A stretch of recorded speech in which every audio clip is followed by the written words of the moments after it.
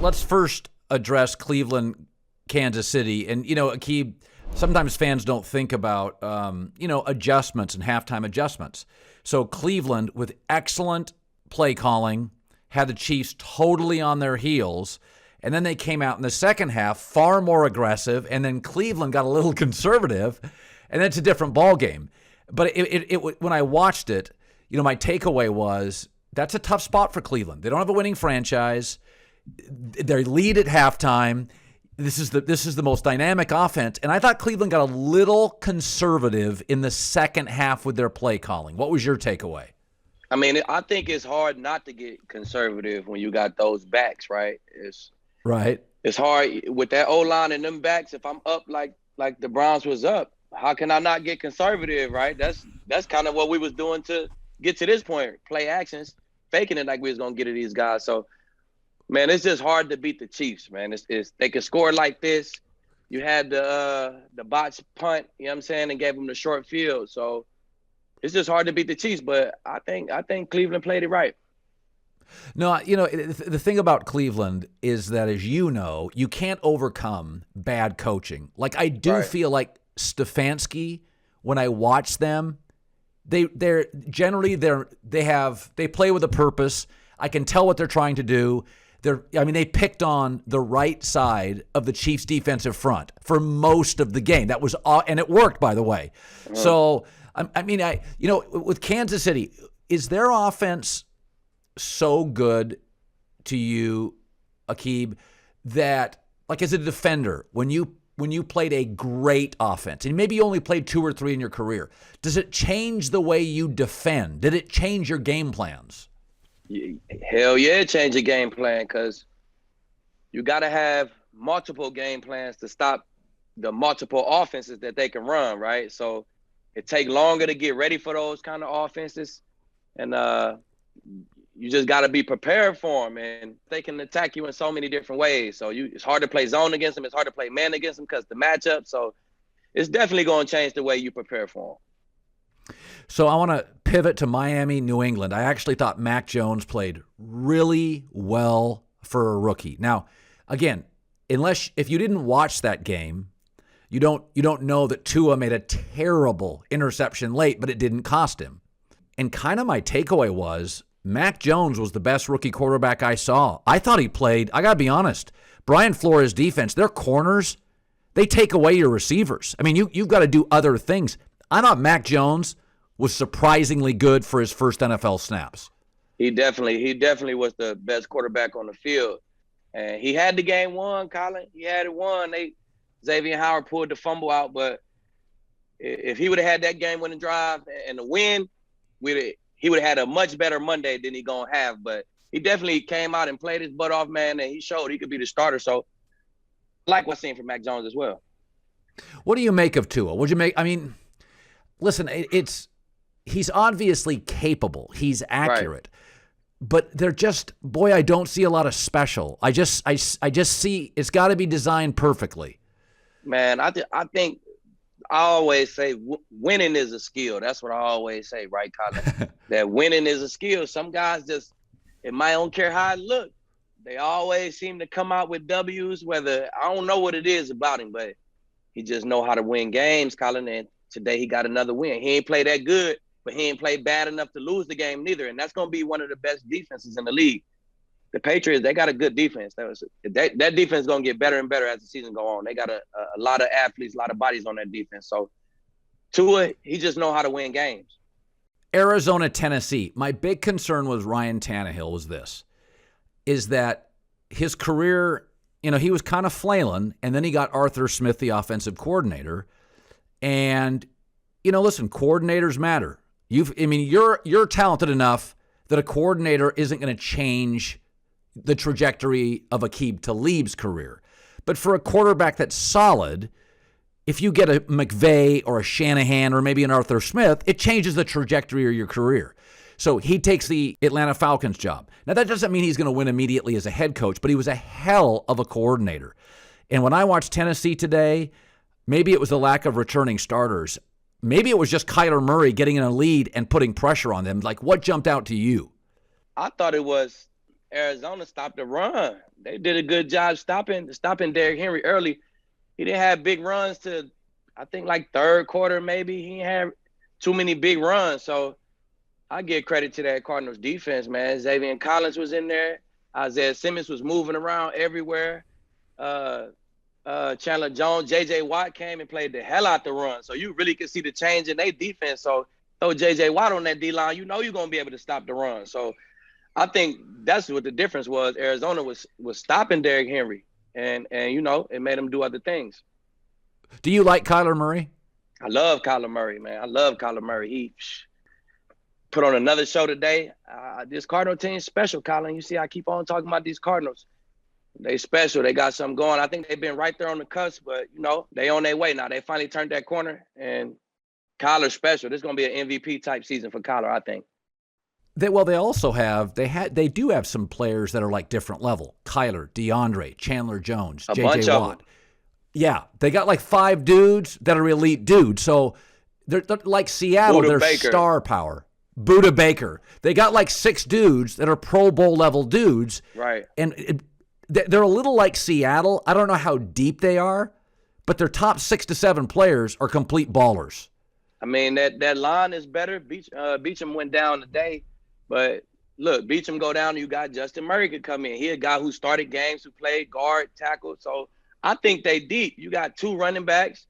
You got 4 receivers, really. AJ Green, Moore, Kirk, and Hop, of course. So I think they pretty deep. So long as Kyler is in there and he can run the show, I think they got all the rest of the pieces. And I was nervous about their cornerbacks. That's what I was really nervous about. How was their cornerbacks going to play? And their cornerbacks came out, they tackled good, and they played good enough coverage. So I like it. Next up, Packers-Saints. So I'm going to throw something at you. So both Russell Wilson and Aaron Rodgers were pissed at management. Russell buttoned his up in about 2 weeks, immediately pivoted to what his agent Mark Rodgers told me was the best offseason of his career. He said, Colin, he's never worked this hard, and Russell is like Brady. He's totally committed. So he had an issue with management. They solved it quickly. He pivoted to Mr. Positivity and worked his butt off. Aaron had a problem with management. He's still talking about it 2 days ago. He didn't work terribly hard. He said he wanted to get away from football. And I honestly, when I watched them today, I didn't think Aaron played particularly well. I didn't think the team looked prepared. Yeah. Now, but I mean, Russell and Aaron, about the same time, had an issue.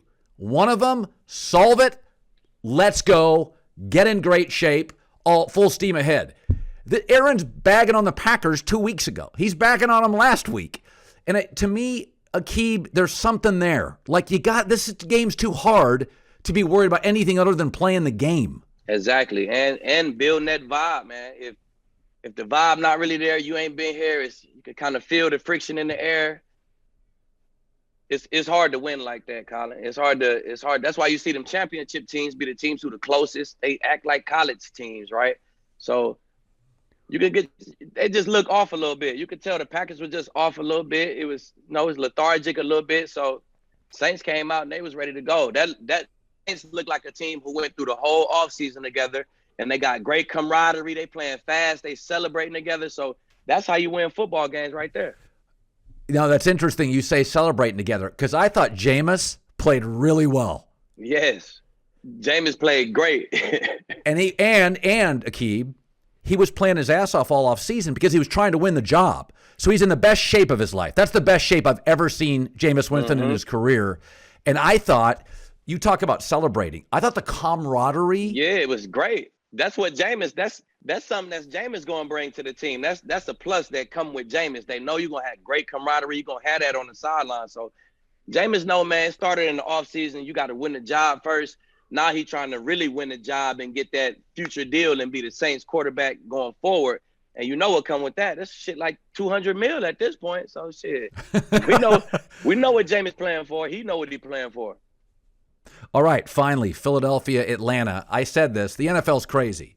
Buffalo and Green Bay got manhandled, and Philadelphia was brilliant. Yes, sir. and it's so funny because we know they have good tight ends, like we do know, and we know their offensive line, when healthy, is strong. But I got to tell you something. I thought they looked crisp, well coached. I thought Jalen played really well. I thought their young receivers, like they can play. Rieger can play. Devontae Smith can play. What was you love Philadelphia today? Love Philadelphia, man. I've been on Philadelphia and the Cardinals. Them the two teams I think they're going to surprise a lot of people this year. But with that O-line in Philly, if that O-line is healthy and Jalen Hurts is under center, man, they're going to be able to run the ball like they did, and they're going to protect him. He's going to be able to throw the ball around. He got young guys, like you said, who can make plays. Devontae Smith, they got a real number one receiver now. So I like what Philly got going, man. They got Slay on defense. As long as you got somebody who can contend with your number one guy, Slay can follow your number one guy around, slow him down. They got a great front seven. So and a great D-line. I love what they got in Philly. I like what they got going, as long as they stay healthy. The coach has never been a play caller before. I don't know how good their coach is, but I will say this, that generally speaking, it's hard to be a bad team with a good offensive line. And today, I thought the offensive line controlled the game. But by the way, I thought the Seahawks offensive line was better than the Colts today. Mm-hmm. I thought the Chargers offensive line, they got that ball with 6 minutes to go. They never gave it back to Washington. Today was a day where offensive lines won the day. The Saints offensive line today, Aqib. Dominated. And by the way, the Browns dominated in the first half, the O-line, and the Chiefs O-line was better in the second half. Yep. But if you think about it, Colin, it's always like that. You can say that about every game. The team who win, they offensive line probably set the tone and dominated that game. So it all started up front, man. That's one of the little cliche sayings in football, but it's true. All the little cliches is cliches for a reason, because they got a little truth to them, man. So it always started up front, and you could say that just about in every game. Finally, best team you saw, including Tampa, Dallas Thursday, best team you saw, and we're doing this before the Bears-Rams, so I want to say that. Best team you saw this weekend, and why? Well, I would say Tampa, but I thought Dak kind of, he put a little pressure on that secondary. I thought that secondary played a little bit better, but Dak is proven he turning that corner, man. Dak doing something for real. So that took Tampa off. I got to ride with Arizona. I'm going to ride with the Cardinals. I think their defense came out. They stopped Derrick Henry, and the safeties didn't have to really get involved in it. They kind of stopped them with the guys up front, J.J. Watt, Isaiah Simmons, and the young guy, the new young linebacker they got right in the middle, Xavier Collins. So I think they did a good job on defense. We know what they got on offense. Hop came out, did his thing like regular. Kyler Murray came out, did his thing like regular. But I think that defense stepped up. Got a turnover today, couple turnovers a day. Chandler Jones went crazy. He showed he back. He want that check as well. So I got to ride with Arizona, man. They jumped off the tape to me. Think about them. Budda Baker, Chandler Jones, DeAndre Hopkins, J.J. Watt, Kyler Murray, A.J. Green. Who else am I missing? That's like 6 elite players in this league. If A.J.'s healthy, that's as many as Seattle has. They might have a couple in 6 years. They gonna be around there. The Isaiah Simmons and Collins, and they got and Rondale Moore. They got a couple guys who could be like that. Kyler Murray. You know what I'm saying? They got some young names who in 6 years could be those guys. All right, Aqib, good stuff. Good talking to you. Appreciate it, Colin, always.